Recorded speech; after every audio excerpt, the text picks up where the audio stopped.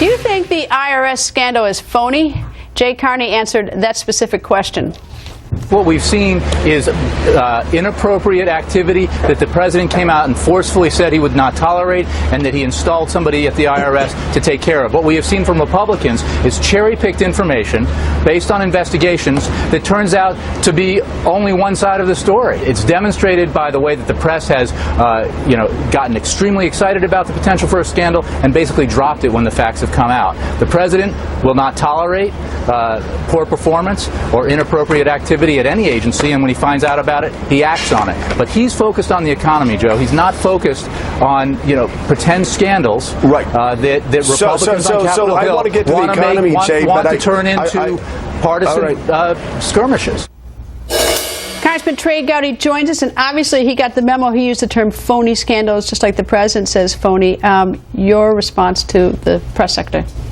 There is nothing phony about 4 murdered Americans in Benghazi. And if he thinks there is, I'd encourage him to look at the autopsy photos. There's nothing phony about Brian Terry's murder at the border. There's nothing phony about IRS targeting people based on ideology. There's nothing phony about an NSA program that almost failed on the House floor because people don't trust this administration. There's nothing phony about bonuses being paid to IRS employees. So whether you want to go fast and furious, Benghazi, IRS, NSA, Obamacare with Enroll America, people have begun to lose trust in the institutions of government, and if they want to use the word phony for that, they need to get out of Washington more and go to real America. I'll tell you what I thought was phony, and I thought perhaps the worst thing that Jay Carney says is, he said, I think what we've seen is inappropriate activity that the president came out and forcefully said he would not tolerate. So what if he forcefully says it? Why doesn't he do something? I mean, like, instead, they denied it. They did the silly story on the video. The IRS thing, I've got all the notes from Jay Carney, May 20th, May 21st. He says it's some basically rogue agents in Cincinnati. That's not true. I mean, it's like, they almost spit in your face like you're stupid or something. Well, there have been 6 iterations of a defense in the IRS case. But remember, Lois Lerner disclosed this at an ABA conference with a planted question. That's how we learned about it. That was a trick. Right. Then we went into it was 2 rogue agents, and Jay Carney himself repeated that false narrative, and others in the administration have. And then it went to, well, it was the progressive groups that were targeted too, not just conservative groups. So as long as we treat 2 different sets of people improperly, at least it's not discrimination. And now the new defense is, well, the president himself didn't know about it.